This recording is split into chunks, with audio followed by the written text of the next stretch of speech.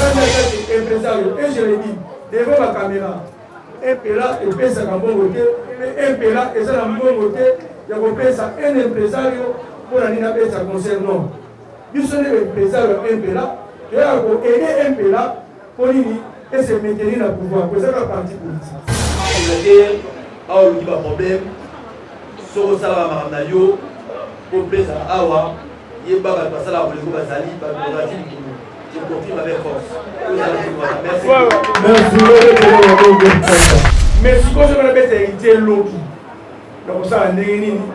Donc kamatana sali pena négé et senga kamiteko na tosi lubeko misela na web na avion a kitinaye a potinaye ne bato ba utaka poto bazoyela ka. O be ba webe nzela ya makola lufu awoleka ba maite. Awuza pena na frontière à Koti batali test na ya Covid. À côté de la musique concerne les membres, c'est Lisa Queen TV.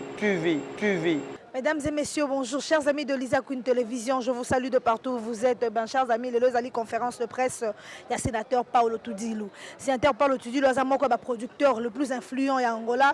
Azako Beng, c'est artiste, na kombo ya héritier Watanabe na juillet, avec ce concert le 25 juillet 2021. Avec ce concert mi-11, mi-2 donc 2 jours, il y a Atlantico. Il y a un bengisi biso ba journaliste pour trouver que l'on a moi ba doute donc ba doute na makamo o ezali ya concert. Est-ce que concert ego simba stratégie ezanini? Est-ce que ba rendre o azalaka nango na batu ya héritier Watanabe osuka nango ndeni po ya roza na héritier Watanabe mama si doza pembeni? Est-ce que okota akoza na héritier Watanabe zavie opeza ba pembeni o lega ndenge nini ambiance wana? Est-ce que pendant que ya roza na héritier Watanabe yena batu na ba osuka ndenge nini? Donc l'ambiance wana yango to limito yeba soki ko lega ndenge ni ba journaliste bazo ko répondre à ba question na bango na ba préoccupation na bango. Néanmoins, avant de commencer l'émission, je n'oublie pas de saluer le champion Mourinho Oaza Awana tout dit le Royal la Pesimote na Achille G8 ouais Bibiso Siko na Pesimote na Xavier Lopez numéro 10 à match na Pesimote na Yana Ngai Mandela Weston na Pesimote na Gigi Arabiola badjo sur la team moi na Pesimote na Alves Joata la Pulga hein na Pesimote na Bana Nyonso Elisa Queen Télévision Cynthia Bofonge Suzy Neymar El Chama Natalia Kelizo la bangola sobaza a reposer ma question bien que ma question c'est pertinente total la ndenge ni sénateur a kosuka na biso Ruifu qui na pesi mbote siko zali na pesi bino son mbote ingénieur nzoko je vous aime beaucoup dans la conférence de presse bon tozonga sur Lisa Queen TV.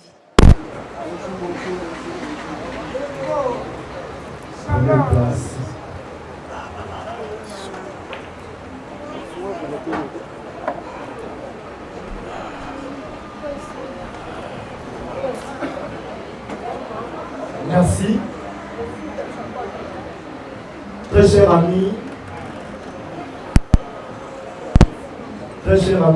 le frère, le confrère, ami de la culture, merci d'être venu dans cette conférence de presse. Surtout, vous le savez, dans l'ordre du jour, la sortie de mi-démon de l'artiste Héritier Watanabe. Et puis le double concert, le double Atlantico, c'est-à-dire la production du sénateur Paolo Tudilou, le célèbre producteur que vous savez, incontestable que nous avons ici en Angola. C'est Jean-Béville, on a vu sur la partie sango. La canisa de ça fait presque une année. Toujours pour la makasi, il faut romper sa confiance au baptême. Attends le président de la République, ceux qui ont inauguré fond, à Obenga Bananaïti, mais à Obenga la journaliste. Comment la Kissanou n'a manqué. Vraiment, encore une fois, merci beaucoup de la présence en nous. Encore une fois, pour la ici que nous avons la confiance, la maison de production à tout le monde est vaincu. Merci.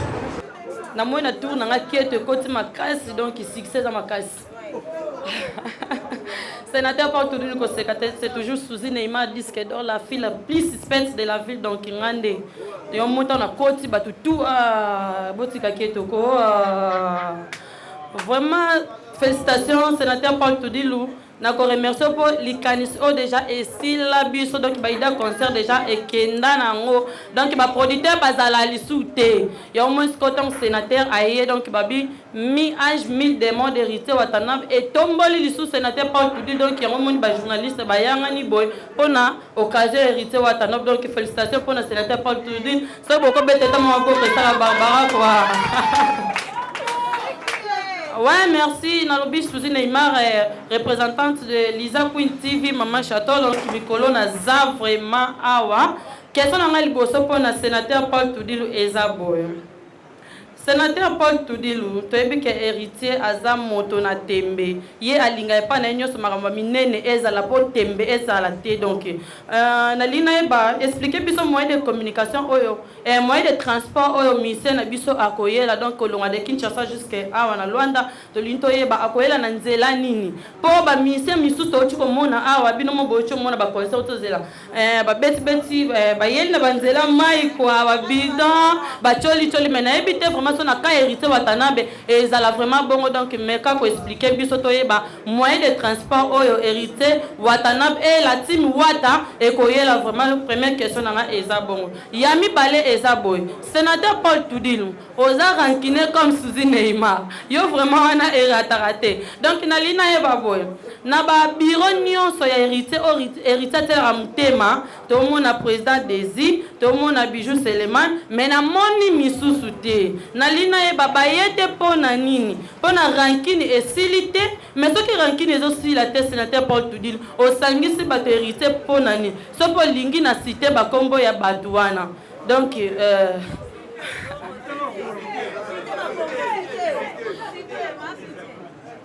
nazomona grande sœur na biso mama Sidoté na moni pe le numéro 10 Xavier Lopez awate eza pona nini po boloba na raté soki yo sangisi ba bureau hérité bo eza po bazala ini po concert ke malam siko tangu batu wana balito ya wata po so bamba lobi wata aoyoka so balobi ke concert ya Tudilou ebeta mate bango wata pe aoyoka siko batana mi bale wana otie bango wa sénateur Paul Tudilou tika rankine vena donc merci beaucoup. Question iboso ezali nzela nini po ba artiste babena. J'espère que la minute soyo la frontière va fermer, la frontière aérienne comme la frontière terrestre.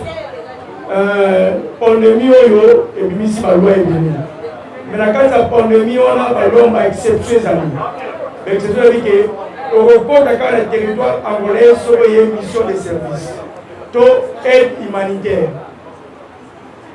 La case concerne tout ça l'obité concerne le mois de juillet. Au fur et à mesure, chaque mois, ça va toujours améliorer par décret dans le présidentiel pour la pandémie dans le mission. Il y a un dit que si tu comment dans le mois de juillet, la frontière dans le mission éco-formama, par artisanat comme il faut. Mais si on a fait héritier Loki, donc ça a négé, donc ça dit que nous et 5 Kamipeko, la tosi Mipeko, misé dans l'avion à Kitinaye.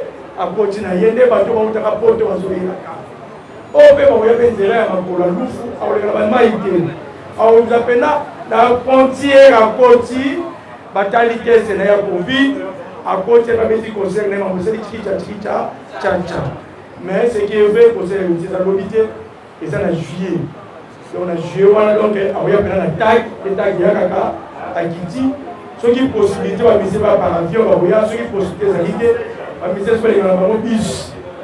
Ma copie comme on a dit tout donc oh non incroyable quoi. Merci président pour le resto. Oui, il est mamona. Le même n'a pas pour le gars. La meilleure pour tant sur mi oh pour moi on dit mais ma copie qui est vert.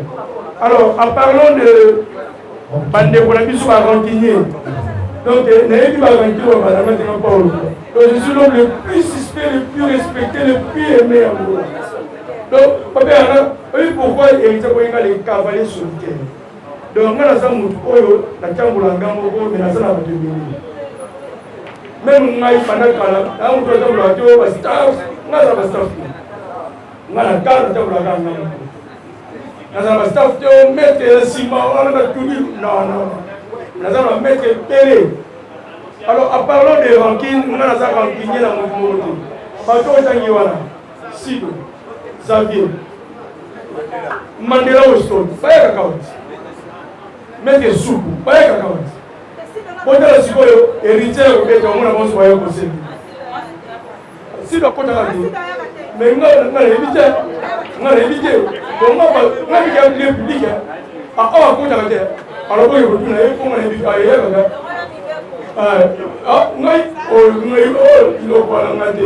bon, vraiment, tu vas séparer ma caméra. Tout ça, tout dit et Ventouche, représenté par le sénateur Paolo Toudilou. Tout ça, la team Wata, vous allez représenté par Héritier Watanabe. Tout ça, pour la concert, mi-ange, mi-démon. Mi-ange, mi-démon, na juillet 2021. Alors, Tolobi qui a organisé une conférence de presse.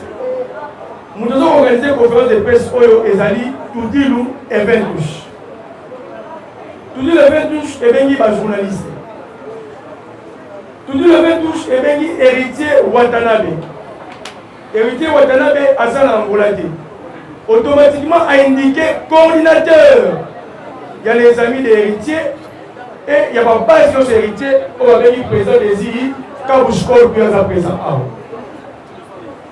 Ma base de sont représentés et pas il y a Bijou Séléman. Alors on a une importance de la présence de Xavier Lopez. Xavier Lopez travaille. C'est quelqu'un occupé. Xavier Lopez Azali. Porte-parole, il y a héritier Watanabe. Azali ami héritier Watanabe. Donc ça veut dire que comme spectateur noir, avec un peu mais avec un peu héritier. Peut-être ceux qui empêchement, il y a présent des îles, empêche pas. Il n'y a pas de ni au héritier à la basalité. Mais non. Vous savez comment tu as dit mon ami héritier Watanabe et Yakovana. Le Yamana par contre pour séparer ma campagne, c'est qui est venu à Xavier, vous allez pouvoir monter, vous allez pouvoir très bien. Merci de vous allez pouvoir vous allez très bien ma cassie. Vous allez même que vous allez bien la conscience héritier Watanabe. Nous on appelle ça pas jouer à côté de la conseil. Donc à ça va toujours pénal, je ne vais pas donner ma papier. La cause est présente ici. Le bon, la cause est toujours oui. Donc, on a fait ça au papier. On a invité ceux qui. Bon, on a soutenu. Merci beaucoup. Quand on parle des conférences de presse, on a un ami qui va le contreur et pas artiste. Chouchania, premièrement, on a remercié artiste Nabiso, héritier Watanabe à sa présenter, parce que tu as qui nuance. Tu as dit que le 26 mai de mai, festation, il y a artiste. Parce que s'il y a des questions, on a proposé mille artistes sur la prison. Donc, on a félicité, et pas le sénateur. Le sénateur Paolo, le outil dans le moment, il y a pandémie. Double Atlantique. Par pauvre, nous avons moins de vivre. Est-ce qu'on peut assurer du sol?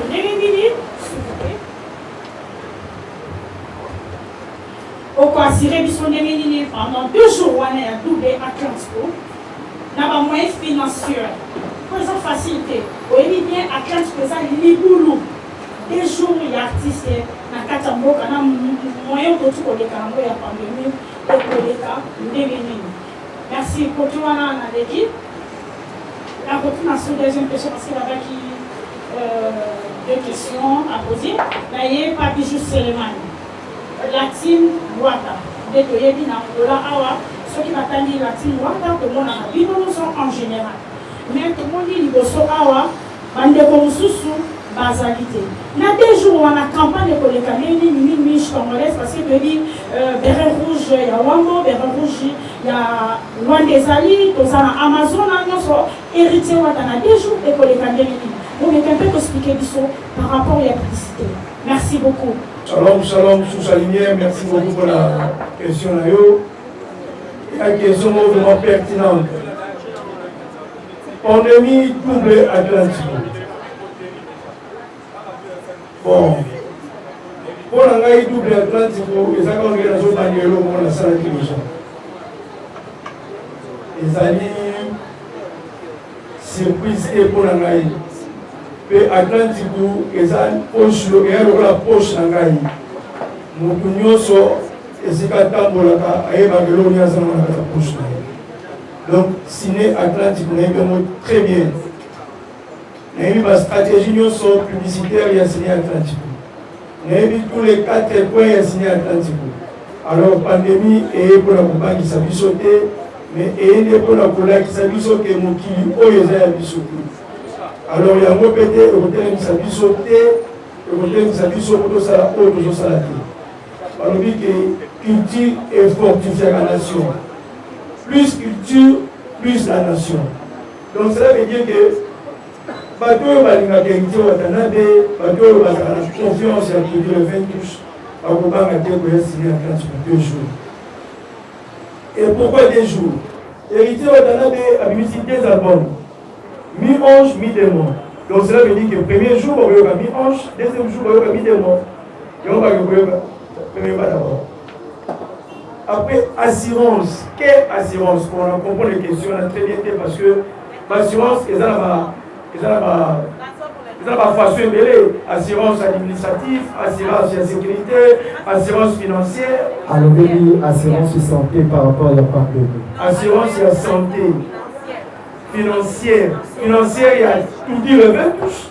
Tout financier, il y a pas tout à il y a pauvre. Ah, ok. Nakanisa bino mo webi tsobi que tout dit le 20 touche et ça mingi maison de production et à peuple. Tout ça la conseil, je vais pour la gagner mbongo, tout ça la conseil plus pour la sécurité sabbat.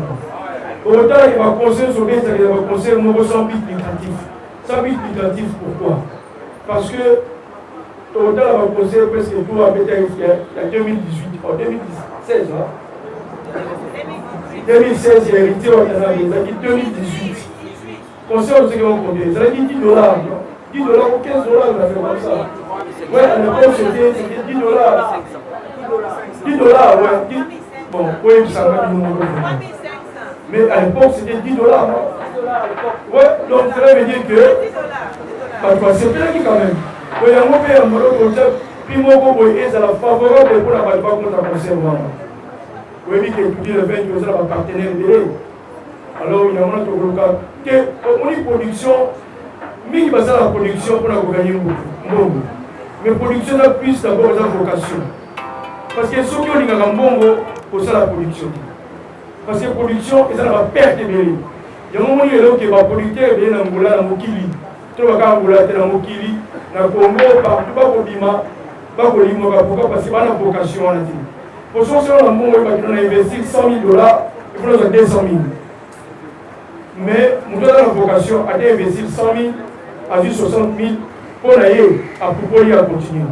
Donc, assurance, c'est un petit peuple angolais, n'a pas tout à votre Taliban, parce que ma conseil a tout le 20 pour le photo, pour Afrique par-ci, par-là, avec un conseil. N'a assuré que vous allez décider la prix. N'a pas se rendre compte, il y a tant de salariés à pandémie, il y a des situations financières, il y a mon kili, et ça m'a l'humilité. Par détail, nous sommes là. Pour établir plus favorable, aux alliés, et à la nani, à ce moment il y a 2 jours à Sina Atlantique pour la voter la conseil, il y a mi-ange, naminement organisé par Claudio Levet. Merci beaucoup. Merci, la chouche animale. La question pour et Lazare a représenté la staff Union sur la Angola. Pour compliquer l'Afrique, nous sommes tous ensemble, on a déjà la manette, nous avons déjà les médias, nous avons la vie sur la partie, on a déjà ma Nicolo. Nous avons dit ensemble pour recevoir une paix, nous avons la vie sur 100 millions, nous avons l'autre côté. Moi, la sécurité de presse, nous avons la vie sur, nous avons la vie sur ma femme, nous avons bien. On a un monde on a ORR, nous sommes privés, nous sommes si camoto. Moi, je vais que la promesse de loin les a tombés. na 2 jours wana malwande kozala tone na promettre no merci. Mbote. Je me présente comme Silène Bofeta, journaliste à Mavimpe International TV. Question à Liboso pour Paulo Todilo et Zaboui. Nakimi no mamuke concernant concert à Wata, nae Arasco en tant que journaliste pour défendre Bissomoko. Sénateur Paulo Todilo. Tebi que za producteur à Bajen, ou bien un grand producteur, ndé ba tout va bien mais c'est le suspect. Parce que question nangé zalaï boy. Paulo Todilo, tout le monde au produire artistes et musiciens na biso ici, ba libanda, aux autres préférés qu'on produit même ba maison ya libanda. Parce que quand na biso ba journaliste, c'est-à-dire que journaliste a même information partout dans le monde, mais tous en la production té. Et là qu'on a ebundisa biso mamuke surtout côté ba sponsor. T'éviter ce cause à la mieux placée pour na sponsoriser biso ba journaliste maison par maison. Deuxième question nangaiza. Sénateur Paulo Todilo, tous en temps en pandémie, où est bougé le monde mobimba. Tu as vu que l'événement, surtout que c'est double Atlantique, et ça un peu mon boulot par rapport à Nini, par rapport à maladie, oh, ceux qui sénateur aux anango, muto aza peneno asalini, azuyango, et quoi qu'on pense na bisope concert mobimba, net Atlantique mobimba. Alors le groupe où tout ça mana Bercy, hein, au fallait betaki, na Bercy, au fallait betaki ana. Malade ezalaki déjà mais yé a beti batu ba kufi tellement trop ou assurer biso na ba fan nini. Merci. Merci beaucoup la question Tuninga Silène. La moni question liboso ezali basée sur production et la journaliste. On a invité production et la journaliste ezalaki. Bon, on a invité sur la journaliste pour ça la maboki. On a invité sur ça la filmer. On a invité sur le produit pour on a dit. Si je comprends bien le sponsoring. Sponsoring, c'est ça. Ok, parce que le moment où il y a un mot dans la création, il y a un produit, dans un monde qui est en confusion. Et tout dit, nous, Evenus, Paul, tout dit, nous, dans un producteur scénique. Donc, producteur scénique, et nous, producteur, où il y a peut-être musique. Donc, on a vu musicien, où il y a un succès, la Kamati, la petit concert, la scène, la lycée, la bateau, la CPI. Alors, les producteurs, il y a un album, le rôle de David Mousseau. À un musicien, à côté studio, à BBC album, Donc, tout ça, des producteurs différents. Il y a un moment où on a peut-être au monde n'a jamais besoin de musicien. On a Kamati, on a BBC album, on a produit. C'est vraiment différent. Il y a un moment même David Mousseau, on était sur le monde quelque part, où on avait été invité à Watanabe concert quelque part. Et la recommandation des gens, vous voyez, on avait été invité à Watanabe. Donc, tout ça va être différent sur la production. Alors, côté sponsoring. Sponsoring est différent. Au moment où il y a une entreprise, il y a une entreprise de mairie. Il y a un autre salaire. Pour toi, il y a besoin que le groupe est ou tout dit le royal, ou tout dit le pétroleum, ou tout dit le sol à gage, ou tout dit le nightclub, à l'église sponsorisée. Tout ça ouvert, vous voyez qu'on petit document parce que sponsoring va ser la main. Sponsoring va pour ma lettre, compagnie Rotala, et reposer la question ici quand il y a une sponsorisée, dans le niveau nini, que Rotala la capacité financière dans le biseau. Ok, on va sponsoriser, il y a un problème de tout ça. Donc, si vous voyez que nous pouvons aider, vous pouvez aider, vous pouvez ça, vous pouvez ça. Tout le monde a même, donc on a un problème.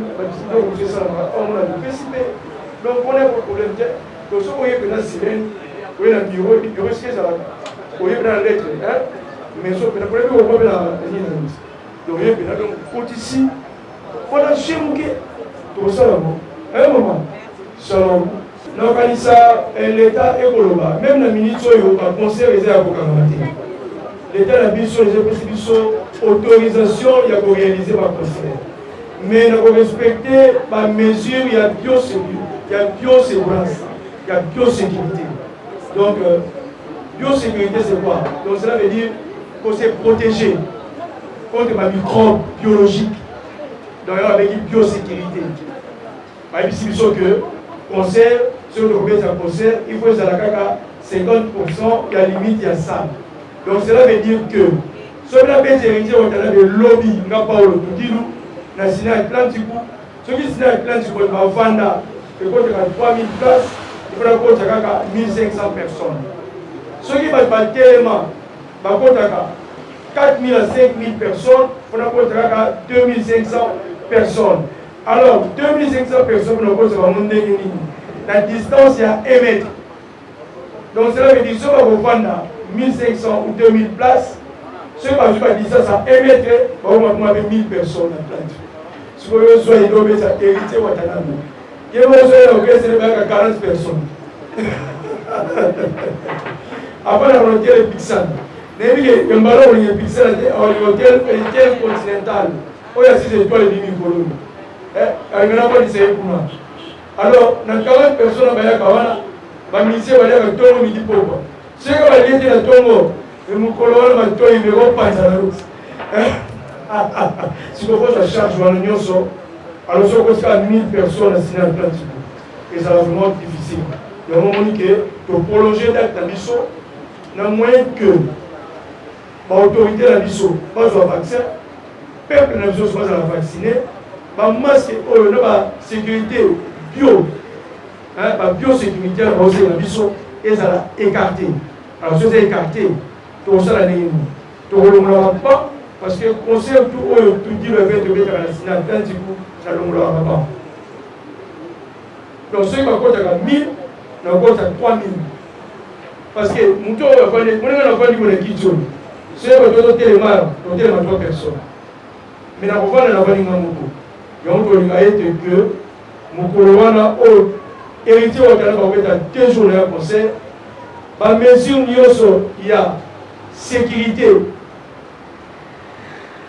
biologique et le droit, et ça l'écarté, tout le conseil de la biso qui togo sans problème, Moutoumoko a contaminé Moutoumoko sous-souté. Parce que le vaccin et ses joints.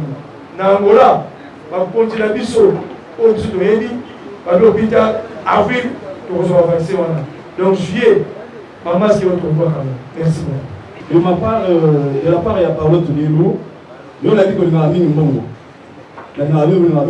Par rapport à contrat, nous avons dit que nous avons compté que nous avons dit nous avons évité dans la maison de et quand chaque jour, il y a conseiller. Les autres monde de l'État a tiré la loi, limite, ça veut venir à 22h. Par rapport à rendement financier.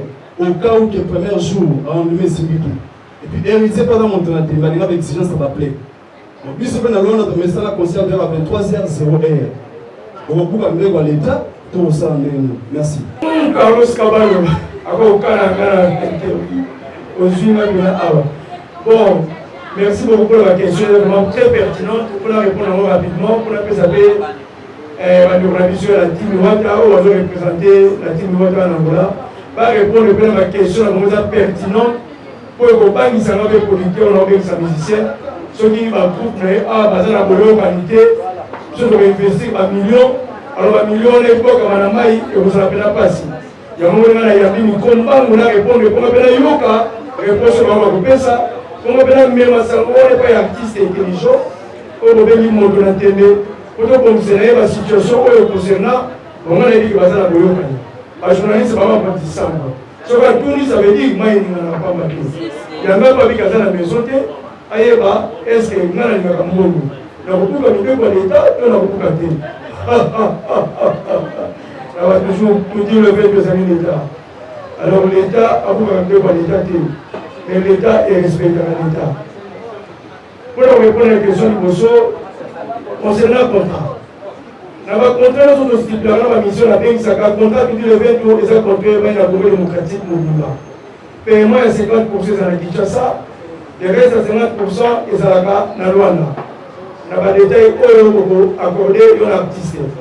Alors, on a organisé un artiste, nous sommes le sénateur assis, ça va vous foutre. Bon, on est dans les zones libres. Parce que nous avons un artiste, les mots de la garantie, on va pas au respect dans le monde. Alors, on a un artiste, on a vraiment un pour la TV, avec tout dit le 20 touches. Parce que Paul pour dire les autres comme sous, Pour dire le 20 touche et de l'homme sous. Pour dire le 20 de travail, toujours dans le papier, dans le contrat. Donc ceux qui papier Simbongo, c'est Médicien Signaka. Ceux qui paient Médicien Simbongo, pour dire le paye à Tika dans l'archive. Il fallait que Médicien Moroté de Tika dans le monde. Pe la conseil nous sommes de ça et on soupe Simba, on soupe de Anzani. Mais on aura toujours un contrat à Bissot, le pays sera toujours un bon de artiste. Musiciens, sur la scène était pour 3 personnes. Pantouana, Bayakiwana, Batala du concert. Il y a des producteurs, il faut foutre un bon monde. Ma belle soeur m'a dit ma production. Donc pour la côté, on peut écarter un mot, nous avons un problème de côté parce que héritage de la mission toujours, nous avons un guichet fermé. Nous sommes bénéficiaires de ce bilan. Nous avons un problème pour la foutre un bon monde. Limite, et vous allez minuit. Donc cela veut dire que ceux qui ont fait ça, et vous allez matinée, et vous serez tout respecté. Ceux qui ont fait ça, et vous allez la soirée, et vous serez tout respecté. Donc cela veut dire que ceux qui ont la soirée, effectivement, et vous mandez 18 heures. Donc ceux qui ont fait un concert à Atlantique, et vous allez 23 heures. Ceux qui ont fait et vous allez la matinée, ça veut dire et vous allez 15 heures. Ceux qui ont fait un concert, vous allez 21 heures, au plus tard 22 heures. De nous avons une conférence de presse pour nous préciser encore une fois horaire. Ciné Atlantique. Et ça a été présent jour le reste. Nous avons ma caméra télévision Bosonanga. Ceux qui ont aussi l'activité pour la Ciné Atlantique a aussi sa minuit. Et mon gars est Paul Tudilou, et c'est le producteur. Nous avons le président de la République.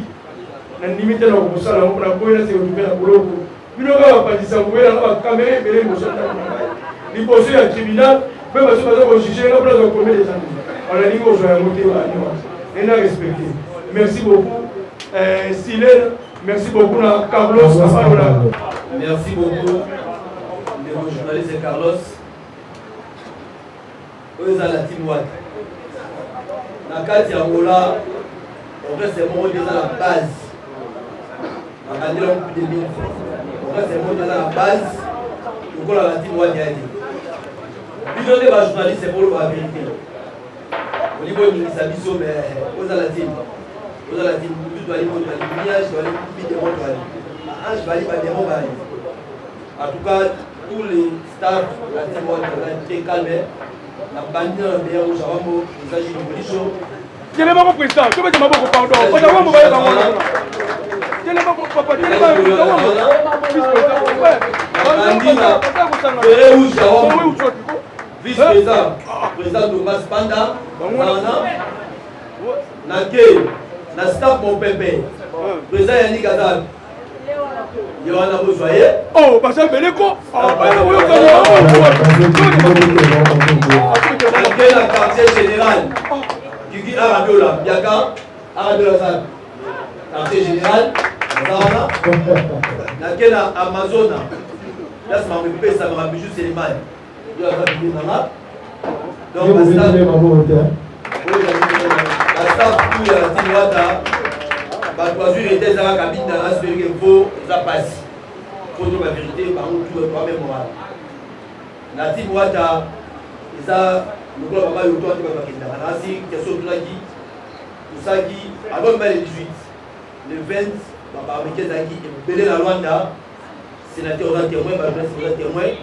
Même une non-dia a bébé loin, nous dit premier, à Kédé, il y a on va montrer du sommet à sauver les gars qui va venir.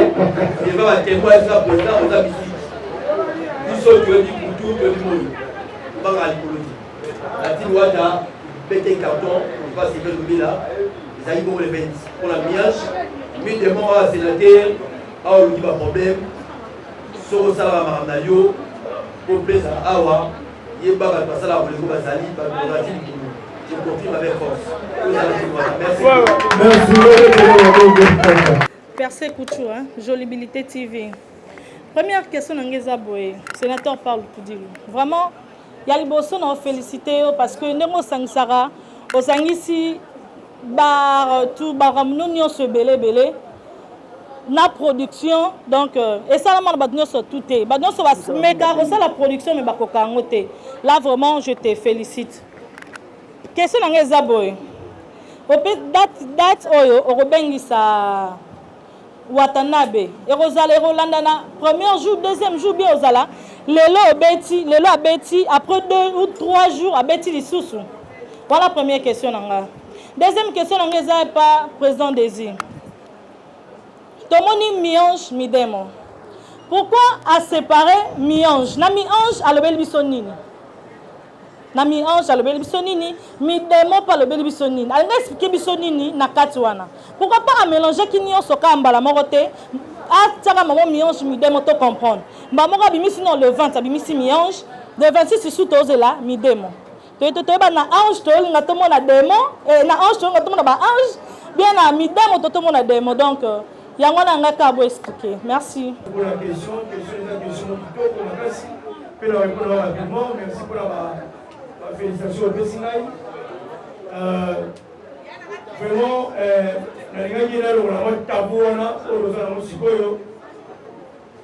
pour votre information, la qualité de la président du conseil d'administration et du groupe Elengue, tout dire, et bien touche, nous avons informé Bino Boye que le conseil a hérité Watanabe en juillet 2021 et vous allez 24 et le 25 juillet 2021 à signé Atlantico. Donc, Tati Amona, le conseil a hérité Watanabe et vous allez 24 le 25 juillet 2021. Donc, question de vous allez perçu à tout le monde. Donc, ils ont 2 jours successifs. Donc, vous allez samedi, dimanche. Donc, vous préférez que Nicolas Goya, vous préférez que nous donc, conseil à dimanche, vous préférez, et à la moi, pour mes parents, mes héritier, Watanabe. Merci beaucoup. Merci beaucoup.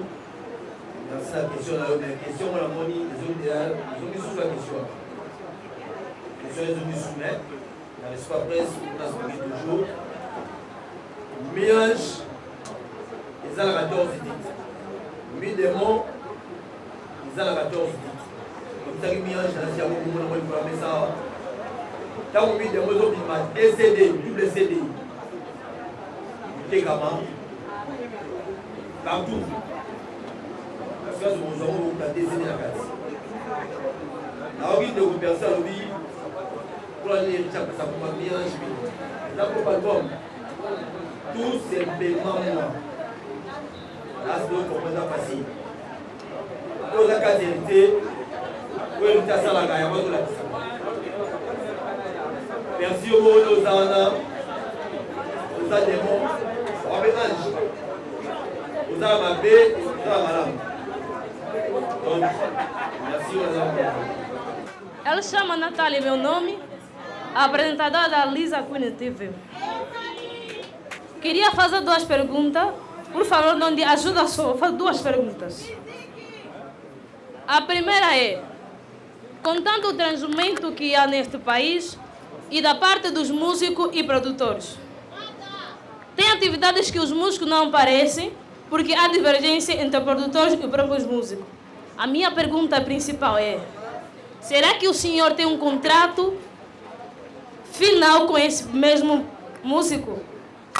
Se o senhor tem, pode nos dar a prova, sabendo que ele está no Congo, o senhor está aqui em Angola. A segunda pergunta é, quais são os parceiros e quais são os benefícios que eles recebem ou que eles colocam no mesmo evento tudinho? Obrigada. Essa pergunta já perguntaram isso em Lingala, mas infelizmente eu vou tentar também responder em português. Talvez que o Lingala lhe passou. Por favor, tem uma pergunta e desaparece. Agora, nos contratos musicais, tem 2 tipos de contratos, não é? Quando inicia-se uma atividade recreativa, primeiro se faz o contrato de promessa.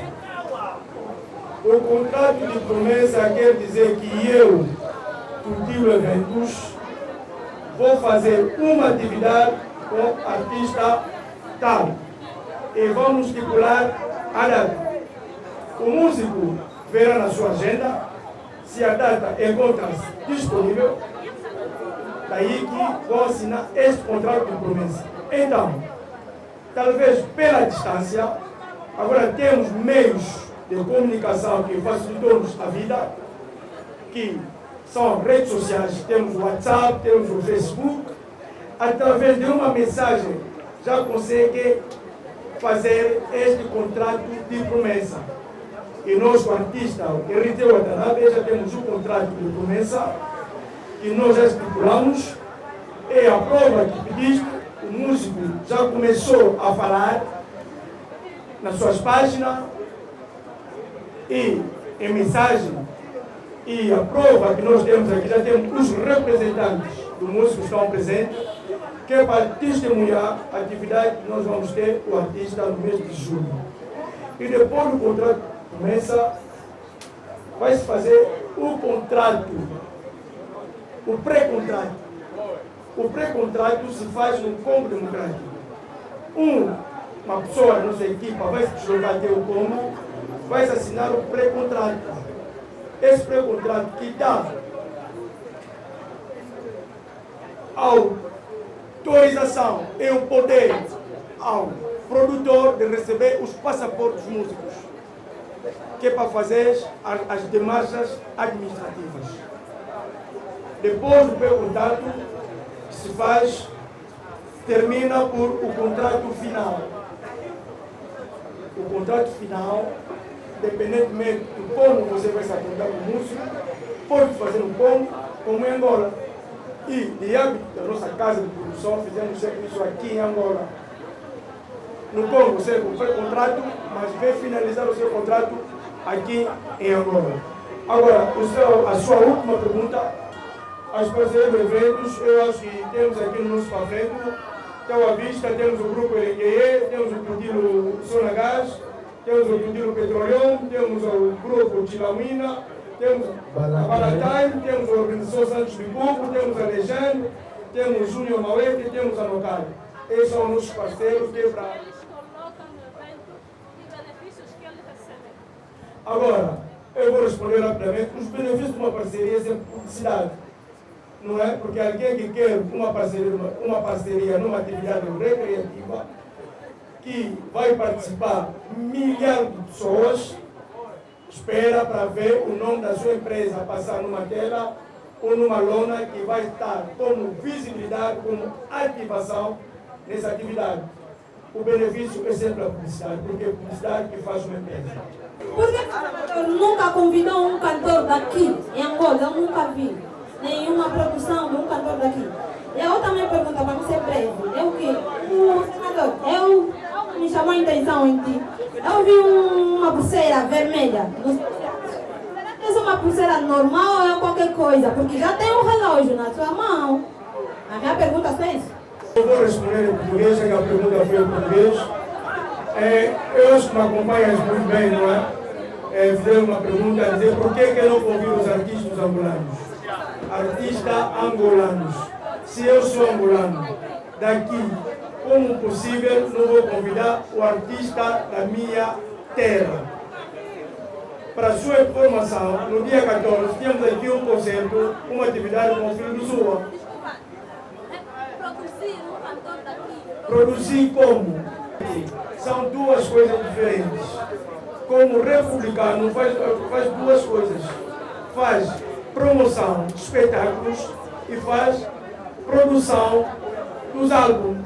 Mas só que eu sou simplesmente focalizado em promoção dos espetáculos. Eu não faço produção de discos. Ficou satisfeita? Muito obrigado. Voilà, chers amis, nous sommes arrivés à la fin de notre émission. La question, journaliste, la question, c'est facile à répondre. La question, c'est facilité. La question, c'est dur à répéter. Sénateur à répondre, bino que hier, à la problème à Xavier Lopez, à la problème dans Massi Doté, dans la blog union, sur Bangola Sobayara, à espace et culture, à Dilson. Bossa Dilson, na monyo limo, na monyo le société, mais quand même, bossa Torolo va satisfait. Même pas à 100% la question à sénateur, mais depuis que presse est satisfait au moins à 70%. Préoccupation à Batouselon, pour la vidéo, sextape héritier Watanabe, à répondre en gros. Vraiment merci à sénateur Paolo Tidulu pour nenga pesaka kilo na presse pour nenga contacter biso tsara biso kaka na centre d'événement na ye. Je vous remercie que vous êtes nombreux à Rolanda Biso. Abonnez-vous sur Lisa Queen Télévision parce que ici sans nous, il n'y a pas mieux. Joyeux anniversaire à mon fils Graciano qui fête ses 4 ans aujourd'hui. Et ta maman t'aime beaucoup. On se dit au revoir. Bye.